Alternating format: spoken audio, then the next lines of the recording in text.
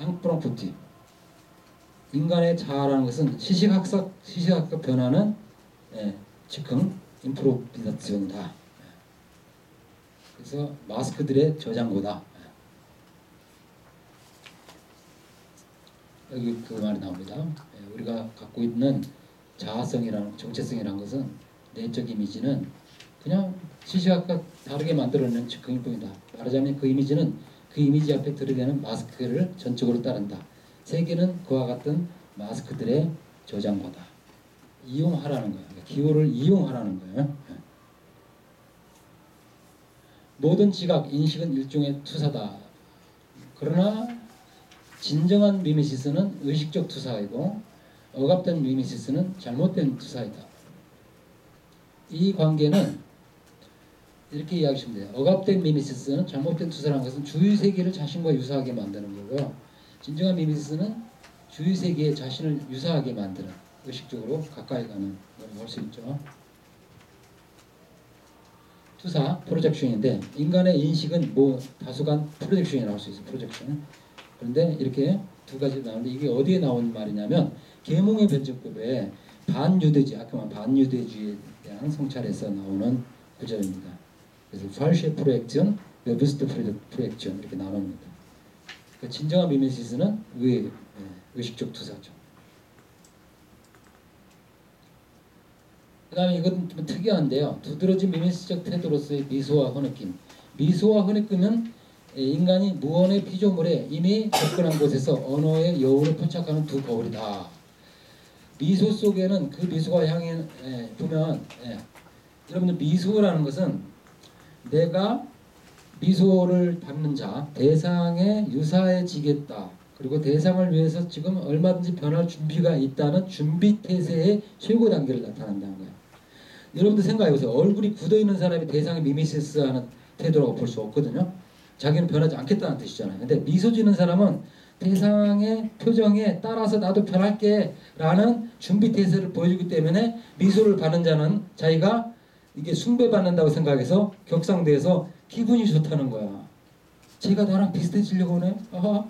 그래서 기분이 좋다는 거야. 근데 막 찡그리고 있는 사람, 그러니까 굳어있는 사람은 너하고 나랑 달라 하고 그런 사람은 이게 보면 벌써 적대적이죠. 적대적이죠. 그래서 미소라는 건 바로 그런 점에서 미메시스 태도의 탁월성. 사실 이걸 또 이용할 수 있어요. 인간이 이성적으로 사유하기 때문에 미소 작전이라는 게 있잖아요. 미소를 해가지고 상대방 간을 빼먹는, 겉으로 웃으면서 샥 해가는. 그래서 어떤 거 하나도 신뢰할 수 없고요. 모든 건 다 계산의 속에서 비틀려 있습니다. 근데 어쨌든 미소와 흐느낌이 인간의 미메시스 태도에 두드러진 두 태도다. 근데 이거는 벤자민만이 아니라 그 헬무트 플레스너, 우리나라에 거의 번역이 안 되는데 그 독일의 사회학자이자 인류학자가 있어요. 그 사람이 이걸 집중적으로 연구해. 인간의 흐느낌, 웃음 이런 것들을 아주 기가 막히게 연구하는데 여기서 바로 미메시스 태도에 그 대한 연구가 아주 풍부하게 이루어집니다. 네, 끝났네.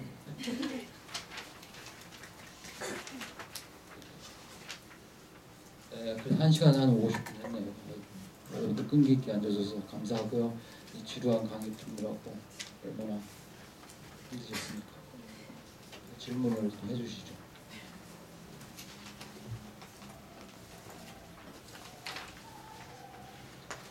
저희 방에서 들려오는 합창 연습하는 소리가 우리를 덜 지루하게 만들어주네요. 아줌마들이 아주 열심히 하더라고요.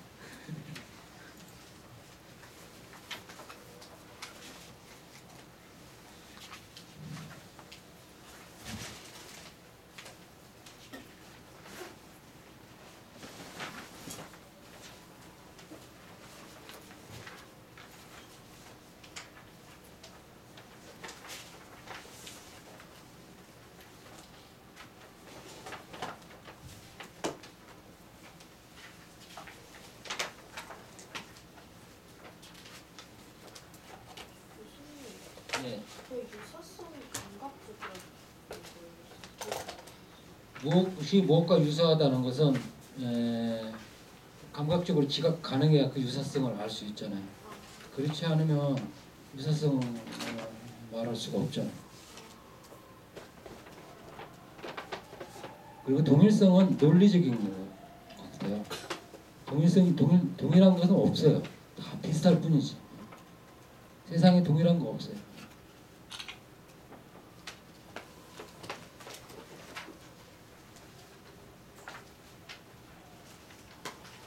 비감각적 유사성은 좀 특이한 건데요. 아까 이렇게 생각하세요. 하늘의 별자리에서 옛날 사람들은 바로 태어난 아이의 운명을 읽어내는 것처럼 중요한 일이 없었어요. 근데 별자리의 그 형상하고 아이의 운명하고는 유사한 게 하나도 없어요. 그렇게 읽어내는 거예요. 근데 유사하다고 읽어내는 거예요. 아이가 태어날 때 목성과 무슨 그 부처 출신이 어떤 자리에 있었고 이런 것들을 그래서 경험이 축적돼 가지고 나중에 그게 이제 도구화돼서 사용되는 단계에서는 점성술이라 불리죠. 근데 점성술은 나중에 이미 이러한 미미스적 능력이 쌓여가지고 그것이 조작, 마니플레이션 가능해진. 예? 주역도 그런데 주역도 그래서 점술책이 되잖아요. 예. 근데 그 전에 그것보다는 이렇게 예, 유사성을 입증할 수 없는 것을 우리가 읽어내는 능력. 이걸 태초의 사람들은 수만 년 동안 축적해 왔다는 거죠. 어쩌면 그 춤추는 것도 비슷할 거예요. 천체의 그 운행을 모방했다고 하잖아요. 잘 모르겠다. 강강수일래가 그렇지 않나요? 천체의 운행을 모방하는 그 행위였다고요. 그러니까 춤에서 그런 걸 드러내죠. 그러니까 자기 신체가 자기가 갖고 있는 몸이 미미시스의 가장 중요한 수단이었어요. 표현 수단이었어요. 그래서 춤이라는 것이 가장 오래된 미미시스의 도구였어요. 오늘날도 그게 중요한데 오늘날은 모든 게 이게 지식, 뇌가 이게 다 점령하고 있기 때문에 신체가 위축되고 있죠. 근데 신체가 중요하다고 몸의 철학이 아무리 강조해도 뭐합니까? 계속 안 움직이잖아요. 여러분들 운동 안 하잖아요. 여러분들 운동 안 하잖아요. 그러니까 뇌만 잔뜩 지금 진화해가지고 있죠. 그래서 몸을 이용하고 몸을 알고 몸을 활용하는 게 참 중요합니다. 잘 표현 못하겠네요. 어쨌든 그냥 이게 국립 현대무용단을 얼러주려고 하는 말은 아니고 그래서 저는 엊그저께 KBS에서 몸의 소리 검색해보면 지난 일요일에 KBS 특집이 있었거든요. 근데 재밌었어요. 누구 보신 분 있나? 몸의 소리. 우리 좋은 프로는 한밤중이었더라고요. 근데 그 한밤중에 다시 보기로 다 볼 수 있죠. 몸의 소리. 근데 현대무용인데 나는 그 몸이 보여주는 그 언어가 나는 굉장히 좋거든요. 일단은 시원해서 좋고요. 자기를 마음껏 자유롭게 표현하니까. 근데 그렇게 다양한 거고 일단은 표현하는 기호들이 너무 많잖아요. 근데 일단 스토리는 전달이 잘 안 되는 것 같아요. 몸으로 하는 스토리는 잘 안 되는데 그 동작 자체가 중요한 것 같아요. 그걸로 뭘 의미를 자꾸 읽어내려고 하는 게 우리 병이 아닌가 싶어요. 마치 여러분들 전시회 가면 그림 보기 전에 막 제목만 막 한참 보고 그죠? 그림은 차차 보고 제목을 오답이 또 가고 이런 거랑 똑같은 거죠. 그림을 보고 감상해야 하는데 그죠? 몸을 이렇게 즐겨야 하는데 저 몸이 무슨 의미일까 자꾸 의미 강박증에 걸려가지고 그러다 보니까 제대로 감상하지 못하는 것 같아요. 그래서 뭐 스포츠를 통해서나 아니면 춤을 통해서나 동작이 정말 중요하다는 거. 몸의 기억, 예술의 기원도 아도노는 뭐라고 하냐면 서커스에 비유해. 진정한 예술 작품을 서커스의 뭡니까? 몸의 기회에 최고 정점을 부여내잖아. 그래서 그 긴장 상태 측면, 그걸 압축적으로 보여준다 해서 찌르쿠스라는 표현을 많이 씁니다. 비하기론에서. 그래서 신체의 그런 기회하고 예술 작품의 아름다움은 닮았어요. 내지는 신체의 그런 기회가 없이 예술 작품은 나올 수 없다. 이렇게 볼 수 있죠. 정신적으로만 수용할 수 없다는 거죠. 예. 예. 예.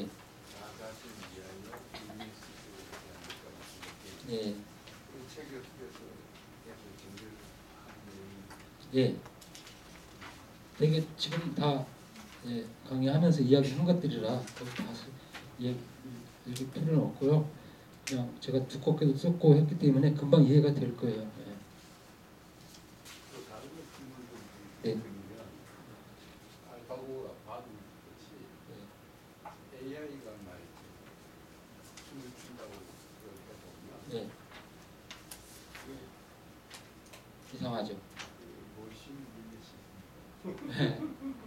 그런데 인간은 기술을 끊임없이 전유해 가거든요. 지금 제가 듣기로 이세돌 구단도 알파고가 대국 이후 8.8승을 했대요. 진화하고 있어요. 그 다음에 알파고도 당연히 이세돌과 두면서 또 풍부해졌죠, 지식이. 네. 근데 인공지능이 인간을 대체하느냐, 뭐 일자리 문제도 있고 뭐 굉장히 그런 논의가 많은데 질문이 중요한 것 같아요. 어쨌든 인공지능을 투입해서 활용하는 건 인간이거든요. 주체거든요. 그러니까 어떻게 어떤 의도로 이용하느냐 그게 중요한. 그렇기 때문에 미래의 싸움은 인공지능을 이용하는 사람과 그렇지 않은 사람의 싸움이지. 그래서 인공지능과의 싸움은 아닌 것 같아요. 다시 말해서 주체가 어떻게 전유하느냐에 따라 다른 거죠. 저는 그래서 당연히 인공지능이 추는 춤을 보고도 즐거울 것 같아요. 단지 그것을 이제 인간과 계속 끊임없이 비교하면서 아니면 뭐 여러 가지로 이제 상상력을 발휘할 수 있죠. 근데 그게 기계이기 때문에 뭐 영혼이 없고 뭐 그런 식으로 이원으로 나가는 건 생산적이지 못한 것 같아요. 이세돌 구단도 처음에 대국 전에 한 말이 있어요. 인공지능은 바둑의 미학을 모른다. 근데 그 미학이라는 게 뭡니까? 바둑의 미학은 바둑을 이기는 게 미학이잖아요. 지고 미학을 이야기하면 뭐예요? 근데 알파고가 이겼거든요. 그러니까 그 말 자체가 멋스게 졌죠. 미학을 모른다? 좀 무시했죠.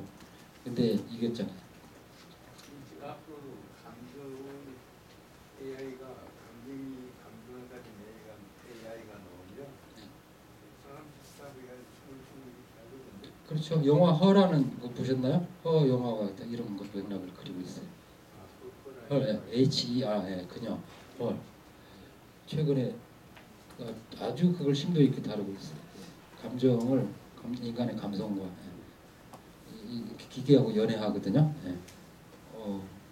잘 만들었어요. 근데 그런 식으로 저는 그런 영화들이 나온다는 것이 바로 이런 문제를 계속 소화해 간다고 생각해요. 근데 정해진 해답은 없다고 생각해요. 어쨌든 인간이 위협받기도 하지만 사실은 좀 낙관적으로 생각하는 게 좋지 않을까요? 그걸 활용하면서 어떻게든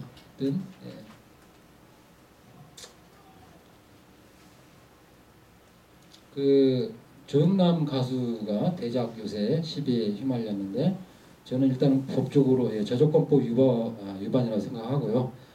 돈 주고 팔았던 사람들 이게 유무했다. 그러니까 미리 돈을 돌려주면서 증인으로 나오지 못하게 했다는 그 설이 지금 떠들고 있더라고요. 나중에 이게 기계를 동원해서 대작을 할 수 있을 거 아니에요. 그럼 기계가 저작권을 갖겠네? 당연하죠. 그래서 흥미로운 많은 논의거리가 생기는데 절대 그냥 일방향으로 위협한다 이런 걸로 보지 말고 오히려 그걸 활용해서 보다 나은 사회를 만드는데 정치적으로 활용할 수 있을 것이다. 베냐민이 마치 영화를 두고 이야기했듯이 영화가 처음에 등장했을 때 예술가들이 겁을 먹었죠. 그리고 천시했죠. 근데 베냐민은 그 영화라는 기술이 세상을 바꿀 것이다 이렇게 보면서 그거를 예언했고 실제로 영화의 역사가 내러티브 영화 역사로 흘러왔지만 왜 좋은 영화도 많이 만들어졌죠. 그래서 계속 진화하고 있고 그래서 미래는 굉장히 밝을 거라 생각합니다. 다만 영화별 돈은 있어야죠. 그걸 벌기 위해서 이제 또 다른 투쟁이 이제 시작되죠. 문화권입니다. 문화를 향유할 권리에 대한 이야기.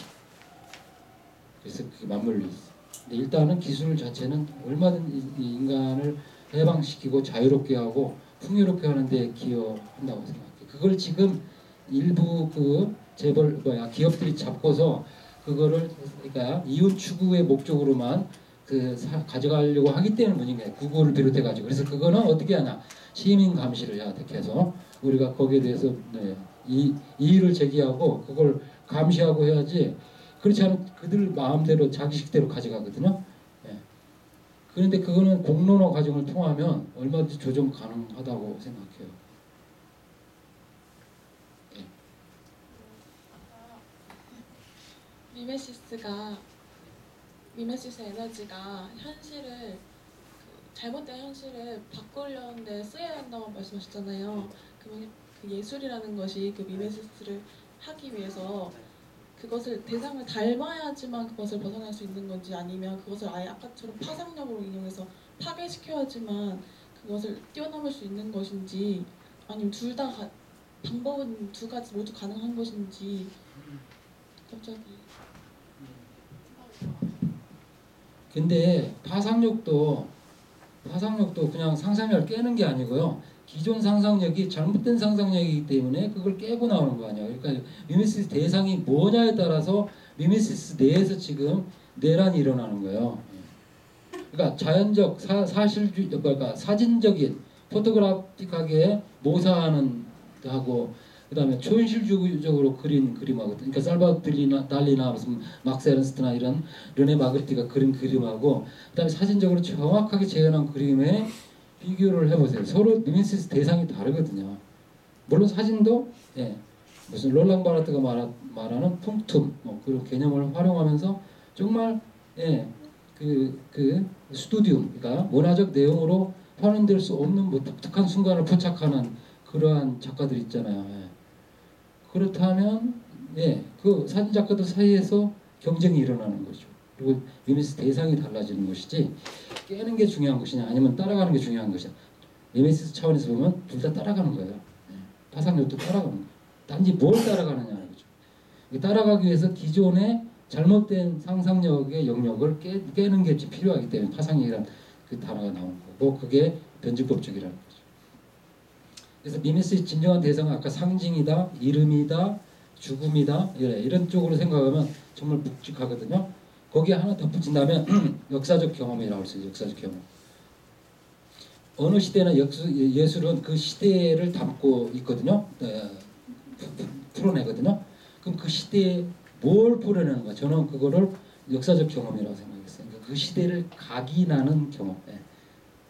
예를 들어 이제 보들레르 같은 경우는 우울과 이상, 코레스퐁동스나 그러한 스플랭, 우울의 경험.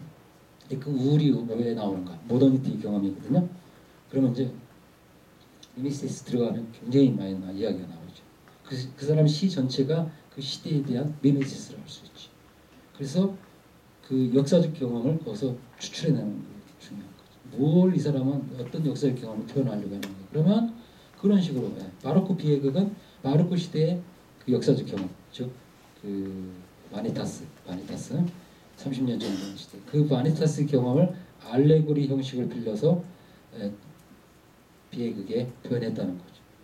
그런 식으로 보면 각 시대의 경험을 그러니까 뛰어난 작품은 표현하고 있다는 거고 그거를 포착하는 게 중요하다는 거죠. 그런 점에서 지금 사회가 뭔가 잘못됐다면 바로 그 진정한 것에 대한 미메시스를 통해서 그 사회의 잘못된 것을 드러내고 인식하게 하는 게 중요하잖아요.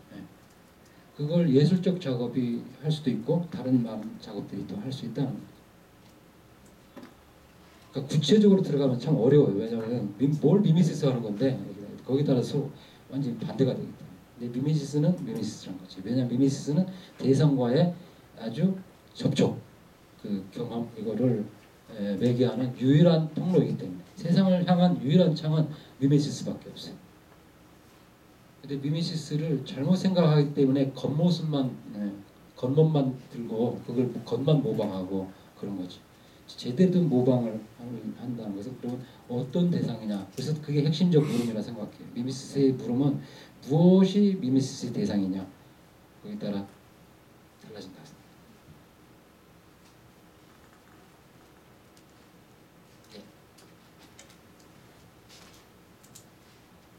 미메시스가 장난감 속에 있는 것이 아니라 그 장난감을 통해서 이루어지는 놀이에 있다고 아까 나왔는데 뭔가 그거를 들으면서 저는 모모라고 그 소설이 떠올랐는데 거기서 표현을 묘사를 하기를 아이들이 그러니까 서로 뛰어놀고 그냥 자연에서 구할 수 있는 뭐 나뭇가지라던가 풀잎이라던가 이런 거를 가지고 와서 놀다가 장난감이 뭔가 구체화되고 뭔가 사람의 형상을 띠고 막 말을 따라하고 이러면서 뭔가 그런 게 저해되는 것이 있었는데 지금 현대 사회에서도 진짜 실제로 보면 인형이 막 로봇 같은 것도 막 만들어지고 이러면서 뭔가 좀 더 실제랑 더 가깝게 장난감을 만들려고 하잖아요. 네. 그러면 이러한 장난감 만드는 게 뭔가 미메시스를 저해하는 그렇죠. 것인가가 네. 궁금. 대상하고 너무 비유사하게 되면 실제로 내 똑같은 상상력을 집어넣을 그렇죠. 여지가 사라지잖아요. 약간 그런 네, 내용이 그런 있어서 내용이 그래서 너무 정교하게 대상을과 유사성을 강조하는 장난감은 별로 쓸모가 없다는 거예요. 별로 오히려 상상력을 옥죄다는 거죠. 이 옛날에 사람들 보면 그렇게 정교한 장난감 없어도 얼마나 즐겁게 놀았습니까? 거기서 다 세상 창조적인 게 나왔죠. 근데 오늘날은 강점이 너무 유사성에만 찍혀 있다는 거예요. 그래서 제가 아까 테이즈라고 말한 그것이 그겁니다. 재현 대상과 재현 주체의 유사성의 관계가 아니라 주체와 대상의 미메시적 행동을 통해서 맺어지는 역동적인 관계가 핵심이다. 그러니까 장난감을 갖고 놀면서 거기서 이제 뭔가 발견하고 그 놀이를 통해서 아이들이 성장하는 거죠. 근데 너무 정교한 장난감은 그 앞에서 그냥 그거는 시각적 감상의 대상이지 미미스 대상이 아니에요. 그러니까 보고 감탄이나 얼마나 정교하게 똑같게 만드는 그거는 시각적으로 감탄할 뿐이지 미미스는 그 대신에 위축되는 거죠.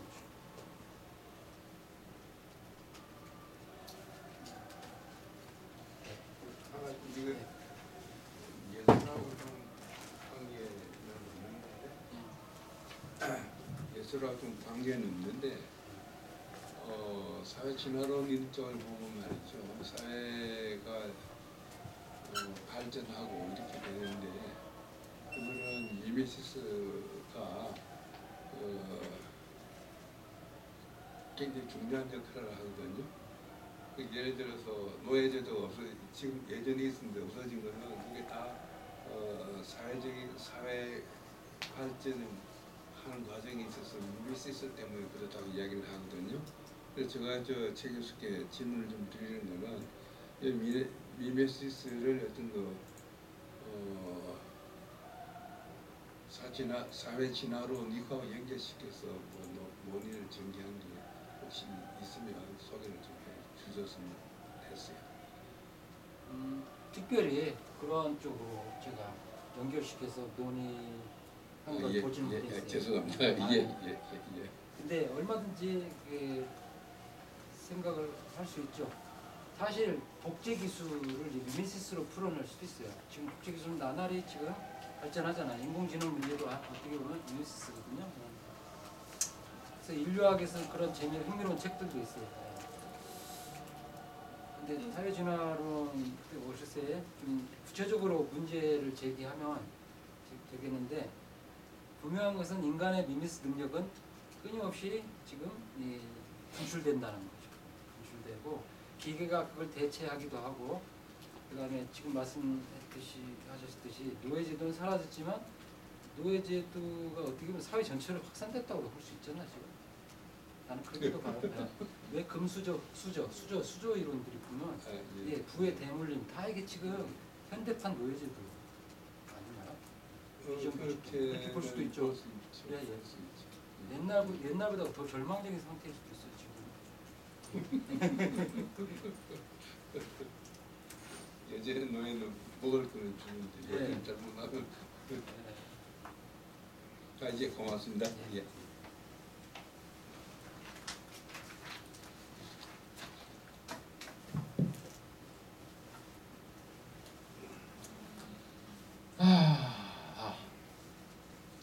여기서 끝내겠습니다. 수고하셨고요.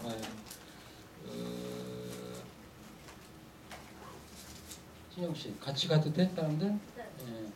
근데 어딘지 모르겠는데요. 이화에 대해서 두 분이 오셨는데요. 그냥 여러분들 저는 쥐풀이를 좋아하거든요. 그래서 오래 있지는 않고요. 제 집이 멀어서 그래서 맥주 한 잔씩 마시면서 여기 뭐 와라와라가 아까 추천하던데요. 가까이 있는가요? 쭉 정면에 내려가면 왼쪽에 있어, 오른쪽에 있어. 알아? 오, 굿. 시정 씨 따라가면 되겠다. 그래서 맥주 한잔 하면서 못다한 이야기, 그다음에 제가 여러분들 이야기를 못 들었거든요. 해주시면